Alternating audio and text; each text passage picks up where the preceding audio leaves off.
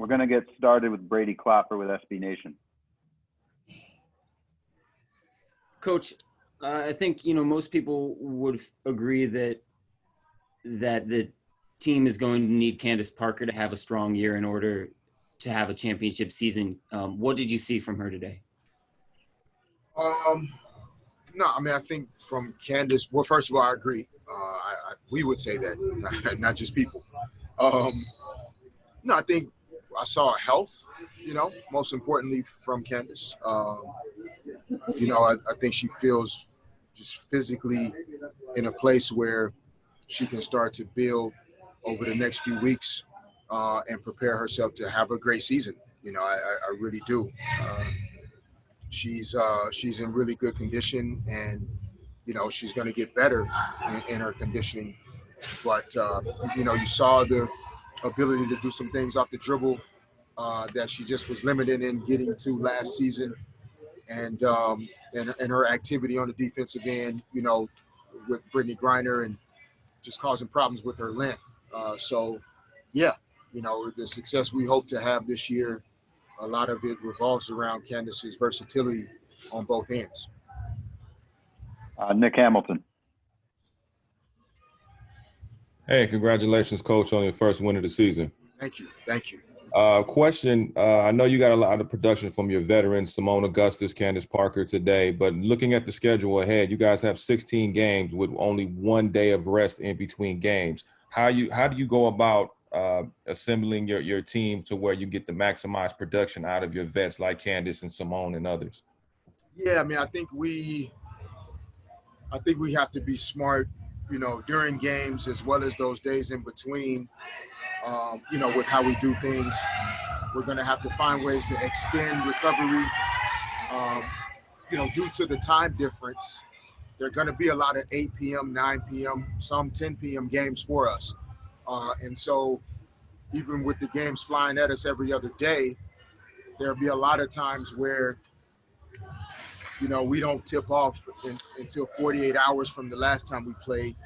And if we can manage things the right way, for sure in between the games, but I think also if we can develop a level of mental discipline and focus each game, we will be able to manage our minutes per game as well for our key players and veteran players in particular, so that they don't have to carry too much of a load for us to get wins. And there's going to be nights where it's tempting to stretch out our starters to, into the mid 30s or low 30s to try to win.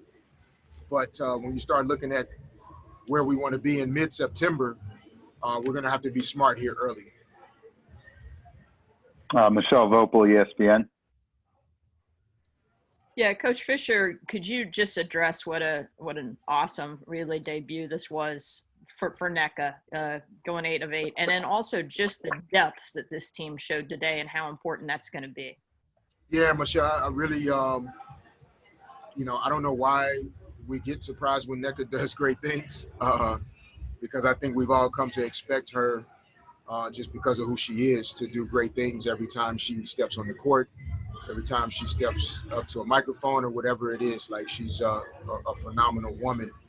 And, she really, just due to the amount of time she's had to put in to help us all get to this point as president of the Players Association, we had to try and be really smart with her the last couple of weeks in terms of training camp and how much for her to really have to work every day. And so for her to come out and perform this way, I think it shows that, one, she knows how to take care of her body, and she still was prepared and ready to go for this season. And, she's so valuable to everything that we hope to do. And it was good to see her get off to a great start. And obviously Seimone, one of the goals for her specifically was to be able to come into this year and make sure that people understand that last year, coming off with the knee injury and the surgery, she just wasn't able to be herself.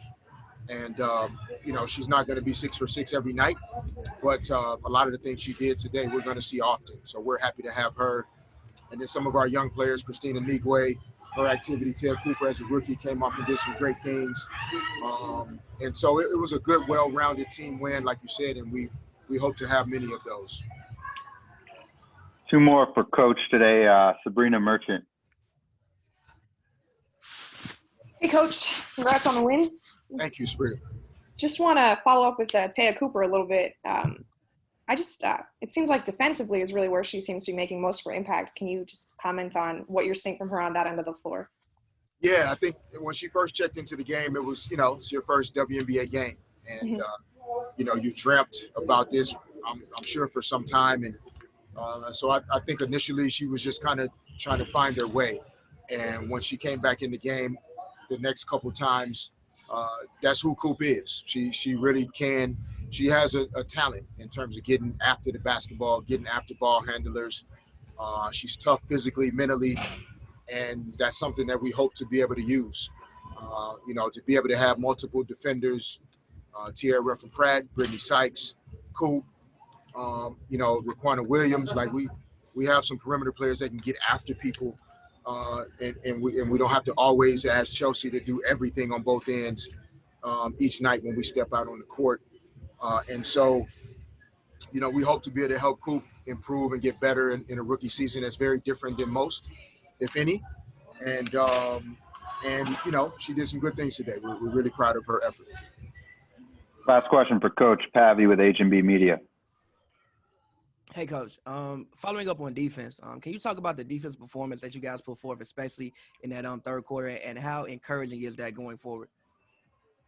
Yeah, no, that's where we want to hang our hats, Pavy. Offense always comes and goes.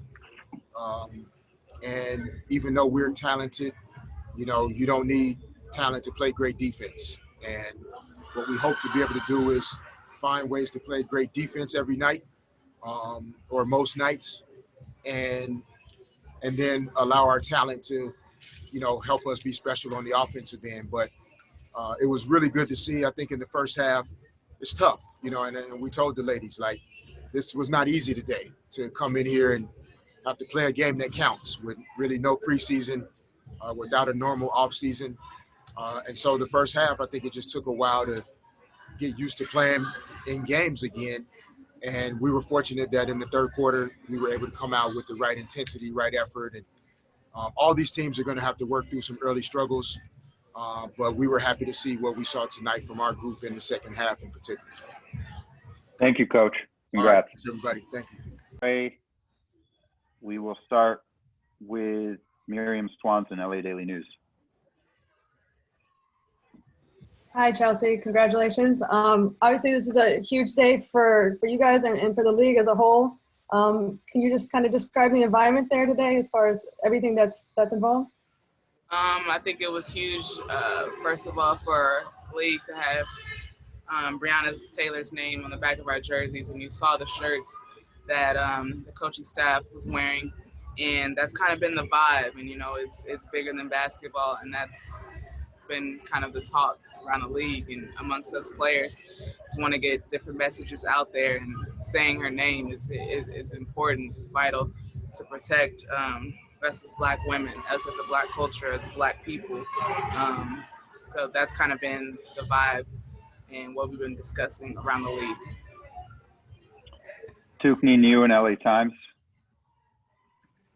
Chelsea, going off of that, what was kind of just the personal meaning for you as you kind of stand there during that 26-second kind of moment of silence in honor of Breonna Taylor?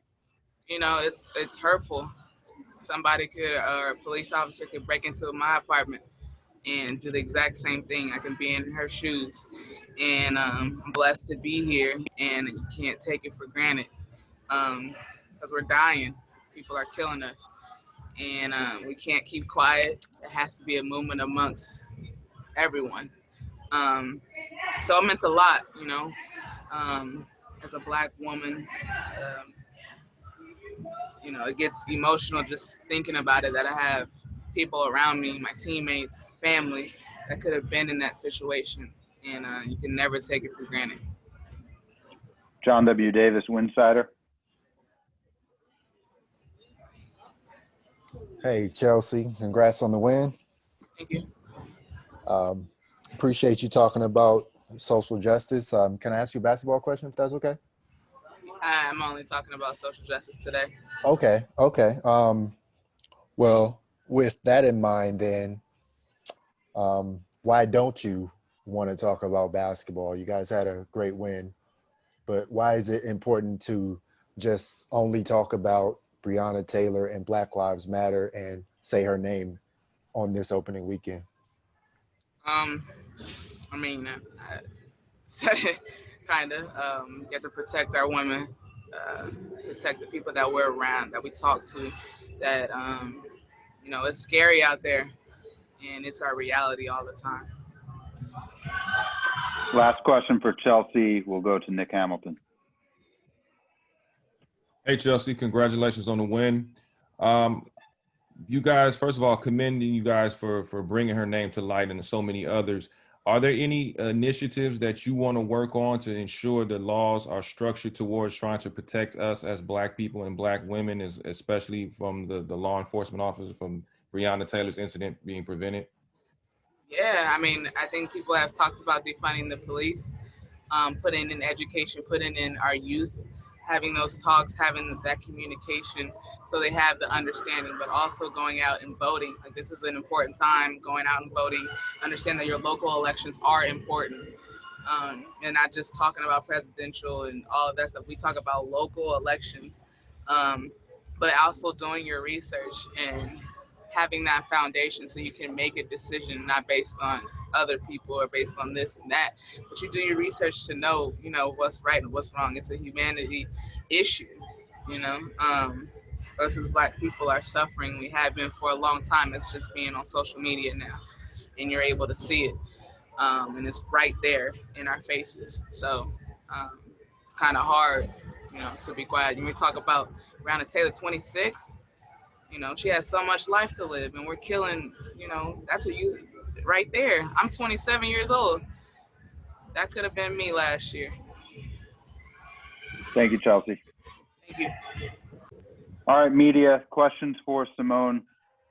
Augustus, we'll start with Cameron Buford. Hey, Seimone, terrific game for you today. Thank Congratulations. You. Appreciate it. Can you talk about joining a new team? I mean, if you're talking about basketball, can you talk about joining a new team, that a veteran-laden team, and then what you bring to the squad and what you look forward to bringing to the squad throughout the rest of the season?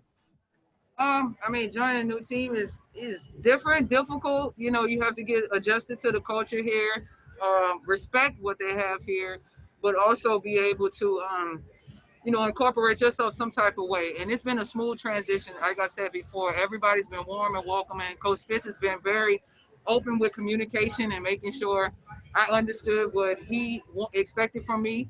And it's been good. Like, I've been able to do what I needed to do, as you can see today.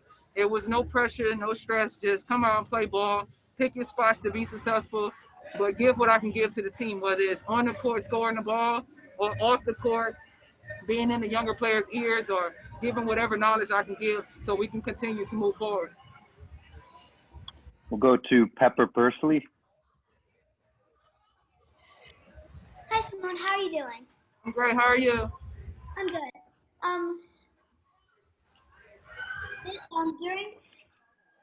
So for this game, you had a great third quarter. What did you do to adjust after the second half to have a great third quarter? Just went with the flow of the game. I picked my spots to be successful, just finding my rhythm, finding the flow. Obviously, first game of the season, you're always going to have a few kinks here and there. We're learning plays, we're learning defensive schemes, so you're going to have some mistakes here and there. So once you got over the nervous jitters and actually got into the game, you can start figuring out how to pick people apart, what matchups work with who, and how you can take advantage of different things on the court. Sabrina Merchant, SB Nation. Hey, Seimone. Candace has said forever that she's basically spent her entire career trying to get you to not hit that mid-range pull-up, and now she gets to be on your team. I mean, what was that dynamic like on the base? On the bench? What was she, telling you to hype you up? Like, what's that relationship like now? Oh man, Cam, we're cool. Like, she hasn't had to say anything to me. We have a understanding, like a respect for each other. I know what she can do. She knows what I can do.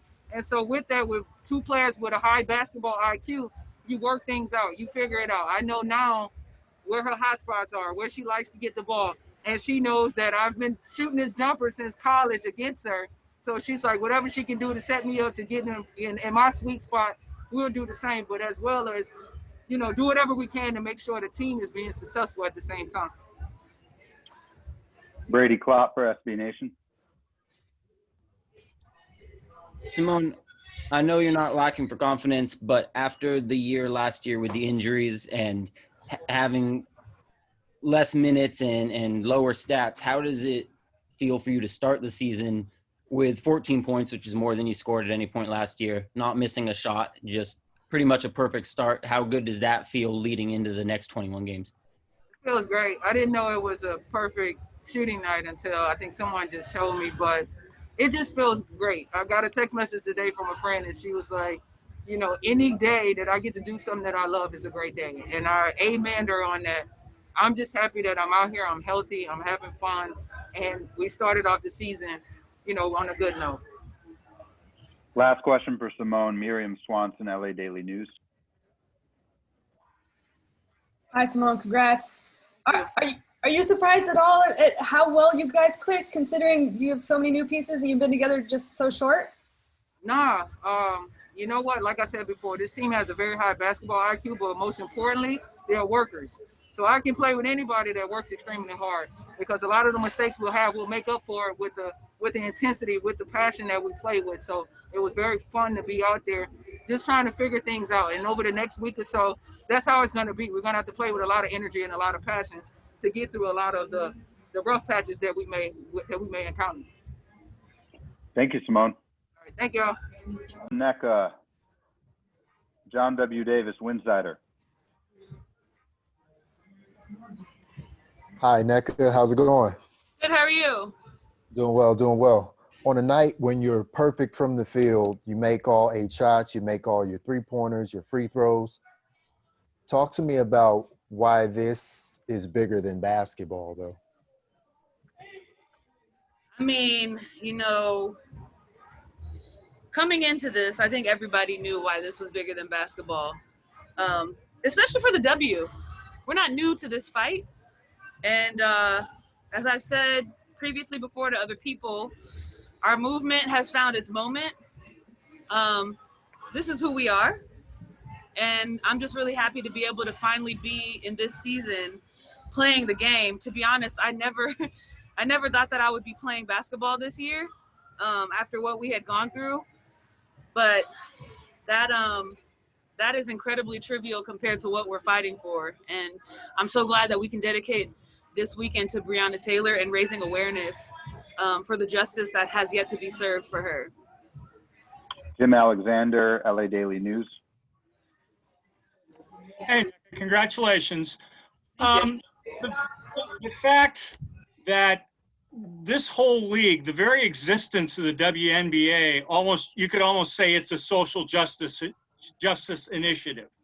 And what the league does and what the players do for women, for people of color, for the LBGT movement and all that. I mean, it all kind of fits in seamlessly, doesn't it? I mean, kind of talk about that evolution as a league, as a league's players. Yeah, I mean, I think at birth, we are women. So our life is political. Unfortunately, because of how this country has evolved. It shouldn't be, but, we press on. These are human issues. And so because it's in our DNA, we can't do anything but speak on it and represent our communities, use our platforms to bring awareness. And it's not the first time you're seeing the WNBA players do that. So I'm just really grateful that we're here together. We're here safe and healthy, of course, and we're able to band together and just, like you said, do what we've always done. This is certainly an evolution for many.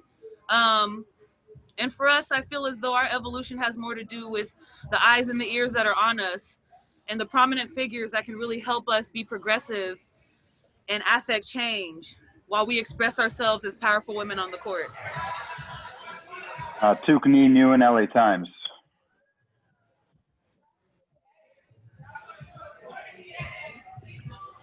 There we go.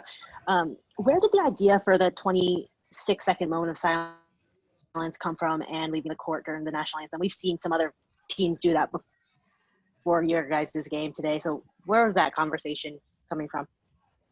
That collaboration was certainly more between the Social Justice Council and our league, of course. We wanted to commemorate Brianna in whatever way we could. And so the least we could do was have that moment that signified the years of her life that we can use to just acknowledge her as a person and celebrate her like her mom asked us to. And I look forward to seeing what more we have in store from the Social Justice Council and from the league. The league has been really great in letting the players lead a lot of the initiatives that we have going on this season. This weekend was really big for us, and we anticipate even more moving forward to be able to acknowledge things that are much bigger than basketball. Last question for Nneka. We'll go back to Pepper Pursley. Hi, Nneka. How are you doing? Good. How are you? I'm good, thank you. How are you hoping to inspire young fans who watch the games who want to make a change? I really hope that we can inspire them by simply being ourselves. I feel as though right now we're in a moment where we need bigger voices and allies to bring eyes and ears to the WNBA. And I see that happening right now. So I'm excited to have new eyes and ears, especially in this season that we've dedicated to social justice and impactful change. I'm hoping that this brings light to not just the causes and the initiatives that we've always spoken about, but also the women behind the voice. And so I look forward to that. And I'm glad that this weekend is off to a great start. Thank you, Nneka. Thanks, everyone.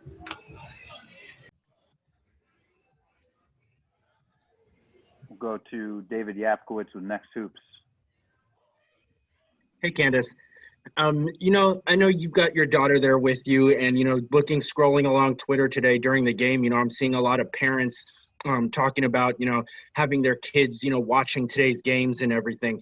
And I'm just curious, how important do you think it is, on opening weekend for I guess, young girls in particular to see you guys out there? And as we're in the middle of this period of social upheaval and stuff, how important is that to you to be able to go out there and to have, all these young girls out there watching you? Well, Layla and I've had many conversations about, why we're wearing Breonna Taylor's name across our chest and what it means. And, I look at it with different perspective, because I am a mother, and her mother was actually on a call, on a Skype call or a Zoom call with us a couple days ago. And as a mother, you would never want that to happen to your child. And then also, as an African-American woman, just personally. So I think it's so important for young girls and young boys and adults, men, women, whatever, to see our game today and to see what we played for and to see what we're going to be playing for the rest of the season. John W. Davis, Winsider. To continue off what David was saying, when you have your daughter sitting there front row on a weekend that's bigger than basketball, how does that make you feel that she's there with you instead of being back at home or somewhere else? I hope that everybody's out there understands the power of their voice. And that's what I want my daughter to understand, is that her voice is powerful. And when you believe in something and when something means a lot to you and is wrong, it's so important for you to use that voice. And I think that she sees powerful women in a powerful position utilizing their platform. And, that's something that I think she has to see. You can't talk about it unless you do it. And I'm really proud if to be a part of the WNBA this season and in general, and what we're playing for. It is bigger than basketball. Cameron Buford. Hey, how you doing, Candace? How you doing? Understanding the importance of social justice and Breonna Taylor, the situation, what additional action items would you like to see implemented by the WNBA? And you spoke about her mother. Chelsea spoke about her mother, the conference call that she was on. What is her mother asking that also be implemented, or is she asking for anything? Justice. That's what this whole thing is. I mean, and if we're able to bring justice to Breonna Taylor, then Breonna Taylor represents so many other names that this has happened to. I think it's so important to bring awareness to that. And honestly, for me, it's just that. It's obviously signing the petition, but it's also holding people accountable and making sure that those officers are tried. And she's able to have justice, and her family's able to have justice. It's not going to bring her back or make it better, but it's what's right. And honestly, I think voting is so important, and it's not just in the presidential election. I'm really proud to be representing the Sparks because we have kind of added that pillar to the change has no off season, and that we've added voting and social justice and all those things to our list of things that we want to accomplish, and not just voting and not knowing what you're voting for. You know, at this day and age, information is out there and you're able to go seek it. And it's our job to use our platform to help people understand how important it is. Thank you, Candace. Thank you.